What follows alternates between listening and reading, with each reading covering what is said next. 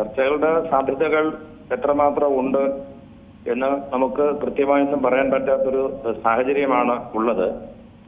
ഇരു രാജ്യങ്ങളും അവരുടേതായ രീതിയിൽ ചർച്ചയിൽ തങ്ങളുടേതായിട്ടുള്ള സ്ഥാനം ഉറപ്പിക്കുവാൻ വേണ്ടിയിട്ട് അല്ലെങ്കിൽ തങ്ങളുടെ ആവശ്യങ്ങൾ കൂടുതൽ ശക്തിയോടെ അവതരിപ്പിക്കുവാൻ വേണ്ടിയിട്ടുള്ള ശ്രമങ്ങൾ നടത്തുന്നു എന്ന് വേണം മനസ്സിലാക്കുവാൻ. ഇപ്പൊ ചർച്ചകൾ ഒരു ഭാഗത്ത് നടക്കുമ്പോൾ ഇരു രാജ്യങ്ങളും അവർക്ക് മേധാവിത്വമുള്ള സമുദ്രപാതകൾ തങ്ങളുടെ നിയന്ത്രണത്തിലാക്കുവാൻ വേണ്ടിയിട്ടുള്ള ശ്രമങ്ങൾ നടത്തുകയാണ്. അതിന്റെ ഭാഗമായിട്ടാണ് ഇറാൻ പല കപ്പലുകളെയും തടയുന്നതും അതിനെതിരെ വെടിവെക്കുന്നതും മറ്റുമൊക്കെ.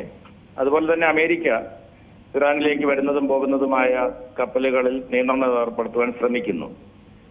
ഈ നിയന്ത്രണങ്ങൾ ഇപ്പോൾ നടന്നതിനേക്കാൾ വലിയ തോതിലുള്ള വെടിവയ്പ്പിലേക്കോ കപ്പലുകളെ പരസ്പരം പിടിച്ചെടുക്കുന്നതിലേക്കോ അല്ലെങ്കിൽ കപ്പലുകൾക്ക് നേരെ ഉണ്ടാകുന്ന വൻ നാശനഷ്ടങ്ങൾ ഉൾപ്പെടെയുള്ള അക്രമങ്ങളിലേക്കോ പോയാൽ അത് ചർച്ചയെ തന്നെ ബാധിക്കും എന്ന കാര്യത്തിൽ സംശയമില്ല. കാരണം അപ്പോൾ അവർ തമ്മിലുള്ള വൈര്യം കൂടുകയും ചർച്ചകൾ തന്നെ താളം തെറ്റി പോകാനും സാധ്യതയുണ്ട്.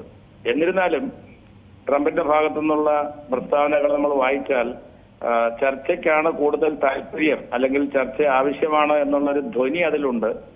അതേസമയം അങ്ങനെ ഞങ്ങളെ പേടിപ്പിച്ച് ചർച്ചയിലേക്ക് കൊണ്ടുവരാൻ ശ്രമിക്കേണ്ട, ഞങ്ങൾക്ക് ഞങ്ങളുടെ സൈനിക ശേഷിയിലൂടെ പല കാര്യങ്ങളും അല്ലെങ്കിൽ ഹോർമൂസ് കടലിടുക്ക് ഇപ്പോഴും ഞങ്ങളുടെ നിയന്ത്രണത്തിലാണ്.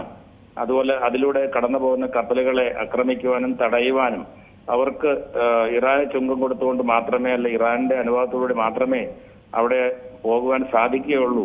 ആ നിരോധനം ഏർപ്പെടുത്തുവാൻ ഇറാന് സാധിക്കും എന്ന രീതിയിലുള്ളൊരു സന്ദേശമാണ് ഇരു രാജ്യങ്ങളും കൊടുക്കുന്നത്, ഇറാൻ കൊടുക്കുന്നത്, അമേരിക്കയും കൊടുക്കുന്നത്. ഈ പറഞ്ഞതുപോലെ ട്രംപിന്റെ പ്രസ്താവനകളെ നമുക്ക് മുഖവിലേക്ക് എടുക്കുവാൻ കഴിയില്ല. കാരണം അദ്ദേഹം എന്താണ് പറയുന്നതെന്നോ ചെയ്യുന്നതെന്നോ ഈ കഴിഞ്ഞ ഏകദേശം 2 മാസത്തോളം ആകുന്നല്ലോ യുദ്ധം തുടങ്ങിയിട്ട്, അദ്ദേഹം കൃത്യമായിട്ടുള്ള ഒരു പ്രസ്താവനയും നമുക്ക് ആശ്രയിക്കാവുന്ന വിശ്വാസയോഗ്യമായ ഒന്നും തന്നെ പറഞ്ഞു കാണുന്നില്ല, അല്ലെങ്കിൽ പറയുന്നതിന് നേരെ വിപരീതമായിട്ടുള്ള കാര്യങ്ങളാണ് സംഭവിക്കുന്നത്. ഒരു കാര്യം, ഒരു സംശയം, അതായത് യഥാർത്ഥ പോരാട്ടം ഇപ്പോൾ യുദ്ധഭൂമിയിലല്ലാത്ത രീതിയിലല്ലേ ഇപ്പോൾ ട്രംപിന്റെ രീതികളാണെങ്കിൽ നമുക്ക് മനസ്സിലാക്കേണ്ടത്. കാരണം ആയുധ ശേഖരത്തിൽ മുൻപന്തിയിലായിരുന്നു അമേരിക്ക എന്ന് നമുക്ക് ഉറപ്പാണ്. അത് യുദ്ധത്തിന്റെ ആദ്യഘട്ടത്തിലൊക്കെ നമുക്ക് ആ ഒരു സാങ്കേതിക വിദ്യയും അമേരിക്കയുടെ മേൽക്കൈയൊക്കെ കണ്ടതാണ്. പക്ഷേ യുദ്ധം നീണ്ടപ്പോൾ സാഹചര്യങ്ങൾ മാറി മറയുന്നത് കണ്ടു.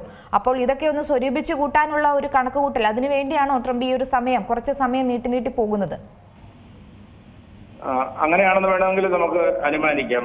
പക്ഷേ യുദ്ധം നമുക്ക് യുദ്ധഭൂമിയിൽ നിന്ന് മാറിയിട്ട് അത് ഈ നമ്മുടെ സമുദ്രപാതകളിലേക്ക് മാറിയിരിക്കുന്നു എന്ന് വേണം കരുതുവാൻ. കാരണം ഇറാന് നാശനഷ്ടങ്ങൾ കരയിലെ യുദ്ധത്തിൽ വലിയ തോതിൽ ഉണ്ടായിട്ടുണ്ടെങ്കിലും ലോക സമ്പദ് വ്യവസ്ഥയെ ബാധിക്കുന്നത് ഇപ്പോൾ സമുദ്രപാതകളിലൂടെയുള്ള കപ്പൽ ഗതാഗതത്തിന് ഇരു രാജ്യങ്ങളും ഏർപ്പെടുത്തിയിരിക്കുന്ന നിയന്ത്രണമാണ് നമുക്ക് മറ്റൊരു യുദ്ധമുഖമായി കാണാവുന്നത്. അത് ഇറാൻ പറഞ്ഞു കഴിഞ്ഞു, ഞങ്ങളുടെ കപ്പലുകളെ വരുന്നതിനെയും പോകുന്നതിനെയും തടയുന്നത് മറ്റൊരു യുദ്ധമാണെന്ന് തന്നെ പറഞ്ഞു. അപ്പൊ യുദ്ധം കരയിൽ നിന്ന് കടലിലേക്ക് മാറിയിട്ടുണ്ട് എന്നത് ഒഴിച്ചാൽ യുദ്ധം ഇപ്പോഴും ഒരു പരിധിവരെ തുടരുന്നു എന്ന് വേണം നമുക്ക് കരുതുവാൻ.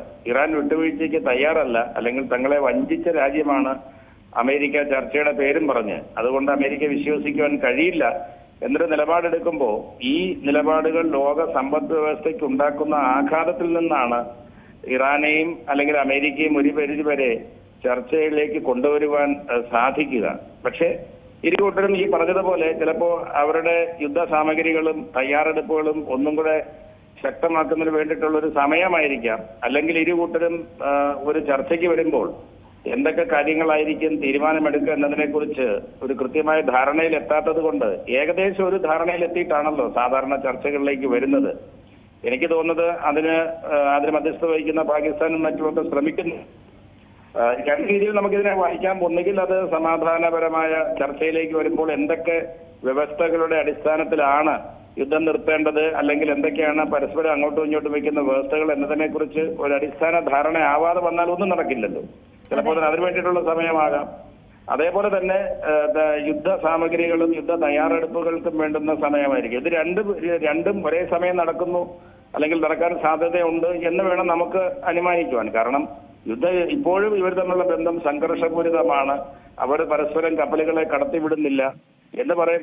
അമേരിക്ക ഇറാന്റെ ഒരു കപ്പലിനെ പിടിച്ചെടുത്തു എന്ന് പറയുന്നു. പല കപ്പലുകളെയും ഇപ്പോൾ ഹോർമുസ് കടലിടുക്ക് കേന്ദ്രീകരിച്ചാണ് ഇറാന്റെ നീക്കം അല്ലേ? അപ്പോൾ കേവലം ഒരു ജലപാത മാത്രമല്ലല്ലോ ഹോർമുസ് കടലിടുക്ക് എന്ന് പറയുന്നത്. അത് ആധുനിക മനുഷ്യന്റെ ഓരോ ചലനത്തെയും നിയന്ത്രിക്കുന്ന ഒരു ഡിജിറ്റൽ സമ്പദ് വ്യവസ്ഥയുടെ ഒരു അന്തർവാഹിനി കൂടിയാണ്. അത്തരത്തിൽ അവിടെ ഒരു കേടുപാടുകൾ തകരാറ് സംഭവിച്ചാൽ അത് ലോകത്തെ ഇരുട്ടിലാക്കും. തീർച്ചയായിട്ടും ഈ കടലിടുക്ക് എന്ന് പറയുന്നത് ഒരു മറ്റു പല സ്വഭാവങ്ങളും അതിനുണ്ടെങ്കിലും അതൊരു ഒരു കപ്പൽ ഗതാഗത പാതയാണ്. കാരണം അവിടെ കപ്പൽ കടന്നു പോകുന്ന അതിന്റെ വീതി എന്ന് പറയുന്നത് വേറെ 6 കിലോമീറ്റർ മാത്രമാണ്. അപ്പൊ അതിലൂടെയാണ് മിക്കവാറും ഈ കപ്പലുകൾക്ക് കടന്നു പോകാൻ തക്ക ആഴം അവിടെ ഉള്ളൂ. ശരിക്കും പറഞ്ഞാൽ ലോക സമ്പദ് വ്യവസ്ഥയുടെ എനർജി റിക്വയർമെന്റിന്റെ ഏകദേശം 1/5 സാധാരണഗതിയിൽ ആ കടലിടുക്കിലൂടെയാണ് കടന്നു പോകുന്നത്. അതുപോലെ മറ്റു ആവശ്യങ്ങൾക്കും. അതേസമയം ഇറാന്റെ മിക്കവാറും ഉള്ള എല്ലാ ആവശ്യങ്ങൾക്കും വേണ്ടുന്ന സാധനങ്ങൾ കപ്പൽ മുഖേന ഈ കടലിടുക്കിലൂടെ വേണം ഇറാന്റെ വിവിധ തുറമുഖങ്ങളിലേക്ക് ചെല്ലുവാൻ. അത് പല രാജ്യങ്ങളിൽ നിന്നുള്ള ഭക്ഷ്യവസ്തുക്കളാകാം, മറ്റ് സാധന സാമഗ്രികളാകാം. ഇവിടെയാണ് അമേരിക്ക കയറി പിടിച്ചിരിക്കുന്നത്. ഒരു കപ്പലിനെയും ഇറാൻ തുറമുഖത്തേക്ക് പോകുവാനോ വരുവാനോ അനുവദിക്കില്ല എന്ന് പറയുമ്പോൾ ഇറാൻ ആവശ്യമായിട്ടുള്ള ഒരുപാട് സാധന സാമഗ്രികൾ ദൈനംദിന ജീവിതത്തിനും മറ്റുമൊക്കെ ഈവൻ അവർക്കിനി അടുത്ത രീതിയിലുള്ള യുദ്ധത്തിന് തയ്യാറെടുക്കേണ്ട സാധന സാമഗ്രികൾ ഉൾപ്പെടെ വരുന്നത് ഈ കപ്പൽ മാർഗത്തിലൂടെ ആയിരിക്കും. അപ്പം വെറൊരു കടലെടുക്കോ അല്ലെങ്കിൽ വെറൊരു ഗതാഗത പാതയെന്നല്ല, അതിലൂടെ പോകുന്ന സാധന സാമഗ്രികളുടെ വ്യാപാരത്തെ തടയുമ്പോഴാണ് അത് ലോക സമ്പദ് വ്യവസ്ഥയും. ഇപ്പൊ അമേരിക്ക എന്തുകൊണ്ടാണ് ഇത്തരത്തിലുള്ള നയം എടുത്തിരിക്കുന്നത്? വെടിനിർത്തൽ പ്രഖ്യാപിച്ചതിന് ശേഷം ന്യായമായിട്ടുള്ള ഒരു അമേരിക്കൻ നിലപാട് എന്ന് പറയുന്നത് ഇറാന്റെ കപ്പലുകളെ കടന്നു പോകാൻ അനുവദിക്കുക, ഇറാൻ മറ്റ് കപ്പലുകളെ എണ്ണയുമായിട്ട് വിവിധ രാജ്യങ്ങളിലേക്ക് പോകുന്നത് അനുവദിക്കുകയാണ് ചെയ്യേണ്ടത്. അതായിരുന്നല്ലോ വ്യവസ്ഥ. പെട്ടെന്നാണ് അമേരിക്ക ഏകപക്ഷീയമായിട്ട് ഇറാന്റെ കപ്പലുകളെ ഇറാൻ തുറമുഖത്തേക്ക് വരുവാനോ പോകുവാനോ അനുവദിക്കില്ല എന്നുള്ളൊരു നയമെടുത്തത്. അപ്പൊ അമേരിക്ക അതിലൊരു അഡ്വാൻറ്റേജ് കാണുന്നത് കൊണ്ടായിരിക്കുമല്ലോ ഇറാനെ അങ്ങനെ സമ്മർദ്ദത്തിലാക്കി കാര്യങ്ങൾ നേടാമെന്നുള്ളൊരു ചിന്ത അമേരിക്കയ്ക്കുള്ളത്. എന്നാൽ അതങ്ങനെ വിട്ടുകൊടുത്തുകൊണ്ട് ഒരു പ്രശ്ന പരിഹാരത്തിന് ഞാൻ പോകുന്നില്ല. അങ്ങനെ ഞാൻ വിട്ടുകൊടുത്തു കഴിഞ്ഞാൽ സമാധാന ചർച്ചയ്ക്ക് വരുമ്പോൾ ഉടമ്പടികൾ ഇറാന്റെ മേൽ അടിച്ചേൽപ്പിക്കുവാൻ തക്ക ഒരു ശക്തി അമേരിക്ക സംഭരിക്കുമല്ലോ. അത് ഒഴിവാക്കാനാണ് എനിക്ക് തോന്നുന്നത് ഇറാൻ കടലിലൂടെ കടന്നു പോകുന്ന ഓയിലും മറ്റുമൊക്കെ പോകുന്ന കപ്പലുകളെ ആക്രമിക്കുകയോ തടയുകയോ ചെയ്യുന്നതെന്ന് വേണം അനുമാനിക്കാൻ. ഏറ്റവും പുതിയ വാർത്തകളും വിശേഷങ്ങളും വിരൽ തുമ്പിലറിയാൻ സീ മലയാളം ന്യൂസ് എല്ലാ ഡിജിറ്റൽ പ്ലാറ്റ്ഫോമുകളിലും ലഭ്യം.